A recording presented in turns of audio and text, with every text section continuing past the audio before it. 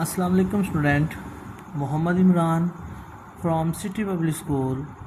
Student, I am going to teach chapter 4 exercise 4.4 topic rationalization. आज हमारा topic है rationalization. इससे पहले कुछ definitions हैं. पहली definition है defined monomial surd. A surd which contain a single term is called monomial surds. तो देखें, ये पहले एग्जाम्पल है स्क्वायर रूट ऑफ 2. ये मोनोमियल सर्ड है क्योंकि इसमें एक ही टर्म है, या अंडर रूट ऑफ 3 ये एक ही टर्म है. इसी तरह आप और भी एग्जाम्पल दे सकते हैं, कोई भी अंडर रूट ऑफ 11, तो इसमें एक ही टर्म है. ये मोनोमियल सर्ड्स हैं. फिर दूसरी definition binomial surd. Defined binomial surd, a surd which contain sum of the two monomial surd or sum of a monomial surd and a rational number is called a binomial surd. मतलब या तो दो monomial surd होंगी, उनका सम, या फिर एक monomial surd और एक कोई भी रैशनल नंबर हो सकता है. जैसे मैंने इधर 1 लिख दिया, ये मैंने दो एग्जांपल्स लिखी हैं. इस तरह भी ये बाइनोमियल सर्ड होती है, इस तरह भी बाइनोमियल सर्ड है. या दोनों मोनोमियल सर्ड का सम हो सकता है, या एक मोनोमियल सर्ड और एक रैशनल नंबर हो सकता है. तो ये दो डेफिनेशन है. तीसरी डेफिनेशन है defined rationalization of the surd. तो रैशनलाइजेशन क्या होता है? The process of multiplying a given surd. The process of multiplying a given surd by its rationalizing factor. By its rationalizing factor to get a rational number as the product is called rationalization. मतलब ये है कि ये एक ऐसा process है जिसमें हम किसी सर्ड को उसके रैशनलाइजिंग फैक्टर से मल्टीप्लाई करते हैं और उसके नतीजे में हमें एक रैशनल नंबर हासिल होता है. और इस प्रोडक्ट को, जिसमें हमने किसी सर्ड को उसके रैशनलाइजिंग फैक्टर से मल्टीप्लाई किया है, इस प्रोडक्ट को हम रैशनलाइजेशन कहते हैं. अभी मैं जब क्वेश्चन करूंगा तो मैं आपको बताऊंगा कि रैशनलाइजिंग फैक्टर क्या है. उसकी एग्जाम्पल अभी क्वेश्चंस में मैं आपको बताऊंगा. तो लेट स्टूडेंट, हम क्वेश्चन नंबर 1 सॉल्व करते हैं. एक्सरसाइज 4.4 का एक्सरसाइज 4.4 उसका question number 1, rationalize the denominators. Denominator क्या होता है? जो नीचे किसी भी फ्रैक्शन के नीचे वाला नंबर होता है वो डिनोमिनेटर होता है. फ्रैक्शन के ऊपर वाला नंबर न्यूमरेटर होता है, फ्रैक्शन के नीचे वाला नंबर डिनोमिनेटर होता है. तो हमने डिनोमिनेटर को रैशनलाइज करना है. और सबसे पहले देखें ये सवाल किस किस्म का है. ये एक मोनोमियल सर्ड है, ठीक है, क्योंकि इसमें एक फैक्टर है, एक टर्म है. देखें नीचे एक ही टर्म है. अगर दो टर्म्स होती तो बाइनोमियल सर्ड होती. तो जो मोनोमियल सर्ड हैं उसको पहले सॉल्व करने का तरीका सीखते हैं. इसका रैशनलाइजिंग फैक्टर क्या होगा जिससे हमने मल्टीप्लाई करना है, जैसा कि हम डेफिनेशन में पढ़ के आए हैं. ज़रा गौर कीजिएगा कि ये 3/4 है. तो ये नीचे साथ सर्ड कौन सी है? स्क्वायर रूट ऑफ 3, ये सर्ड है.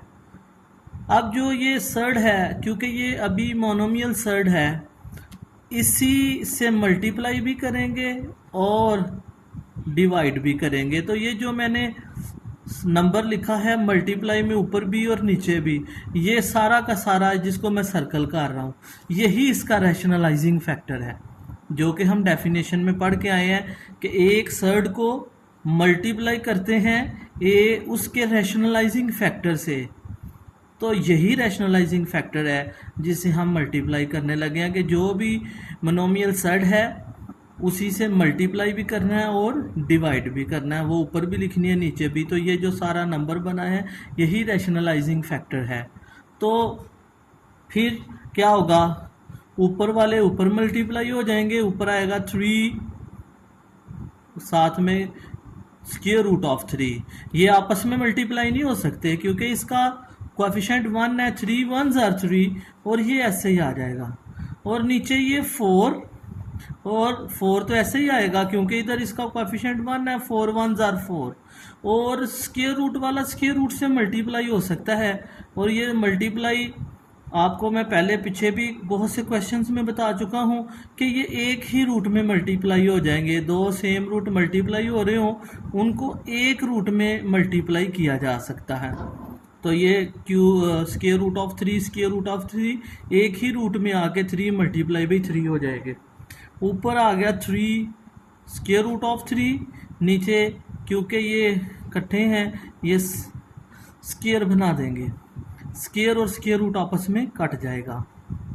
तो ऊपर 4 और नीचे ये 3 बचेगा, तो ये ऊपर वाला 3 इस 3 से कट हो जाएगा।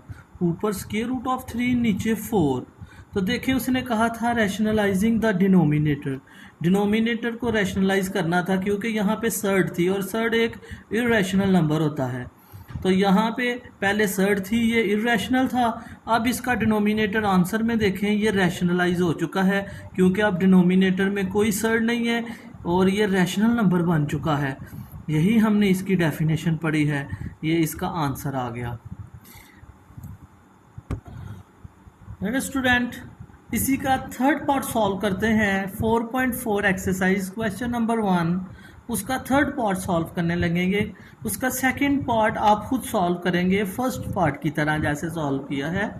तो इसका थर्ड पार्ट, इसमें देखें नीचे रैशनलाइज करना है। यहाँ पे 2 सर्ड नज़र आ रही हैं, जबकि स्क्वायर रूट किसी भी रूट की प्रॉपर्टी है कि अगर सेम रूट है उनको आप एक ही रूट में लिख सकते हैं, 8 मल्टीप्लाई बाई 27।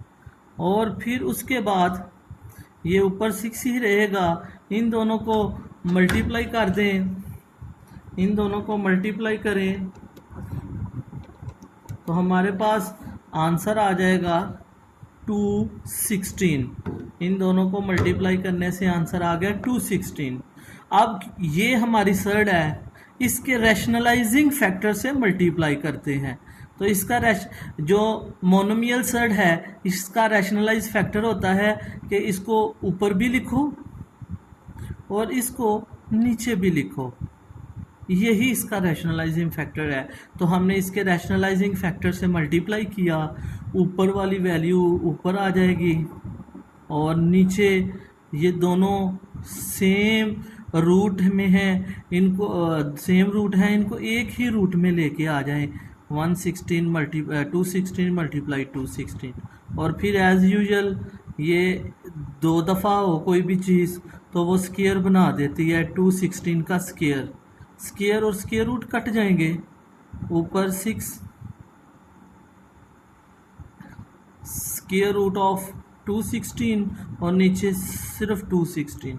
अब 6 का टेबल 6 1s are 636 are। तो हमारे पास इसका जो आंसर है ओवरऑल ऊपर आ जाएगा 216 का स्क्वायर रूट और नीचे 36। तो देखें ये क्वेश्चन था, नीचे सर्ड थी डिनोमिनेटर्स में, इरेशनल नंबर था, अब रैशनल नंबर बन चुका है तो हमने डिनोमिनेटर को रैशनलाइज कर लिया है, यही इसका आंसर है। लेट अस स्टूडेंट इसी का क्वेश्चन नंबर 4 सॉल्व करते हैं। तो यहाँ ज़रा गौर करें, यहाँ पे डिनोमिनेटर में बाइनोमियल सर्ड है, डिनोमिनेटर में बाइनोमियल सर्ड है। तो पिछले क्वेश्चन जो थे वो मोनोमियल सर्ड के थे, ये बाइनोमियल सर्ड है। तो बाइनोमियल का प्रोसेस थोड़ा सा डिफरेंट हो जाएगा। इसका रैशनलाइज फैक्टर ज़रा देखें क्या होगा। इसका रैशनलाइजिंग फैक्टर ये होगा कि ये जो हमारे पास सारा नंबर है, इसका कॉन्जुगेट लेना है। आप देखें 3 प्लस 2√5, इसका कॉन्जुगेट क्या आता है? कॉन्जुगेट में आपको पता है कि ये साइन जो है ये चेंज करते हैं, तो हम इस साइन को चेंज करेंगे। प्लस की जगह पे हमने माइनस लगा दिया 2√5 और नीचे भी यही लिखेंगे 3 माइनस 2√5। अगर सादा लफ्ज़ों में बताऊं तो इसके कॉन्जुगेट से हमने मल्टीप्लाई भी किया और डिवाइड भी किया, तो ये सारा का सारा इसका रैशनलाइजिंग फैक्टर है। ये सारा इसका रैशनलाइज फैक्टर है। क्या करते हैं, ये बाइनोमियल सर्ड की सूरत में होता है कि इसके सेंटर वाला साइन चेंज करेंगे, मींस के इसका कॉन्जुगेट लेंगे, इसके कॉन्जुगेट से मल्टीप्लाई भी करेंगे, डिवाइड भी करेंगे। अब ऊपर वाली वैल्यू ऊपर आ जाएगा 3 माइनस 2√5। इनको ऊपर मल्टीप्लाई किया क्योंकि 1 के साथ मल्टीप्लाई करने से कोई फ़र्क नहीं पड़ेगा। और नीचे वाले दोनों नंबर्स देखें, गौर करें, एक दफ़ा लिख देता हूँ, ये 3 प्लस 2√5 और मल्टीप्लाई बाई 3 माइनस 2√5। ऊपर वालों को ऊपर मल्टीप्लाई कर दिया, नीचे वालों को नीचे। तो ऊपर हमारे पास 3 माइनस 2√5 है, नीचे हमेशा हमारे पास डिफरेंस बिटवीन टू स्क्वायर का फॉर्मूला बनेगा, मतलब पहली वैल्यू सेम प्लस माइनस दूसरी वैल्यू सेम। तो ये डिफरेंस बिटवीन टू स्क्वायर का फॉर्मूला है।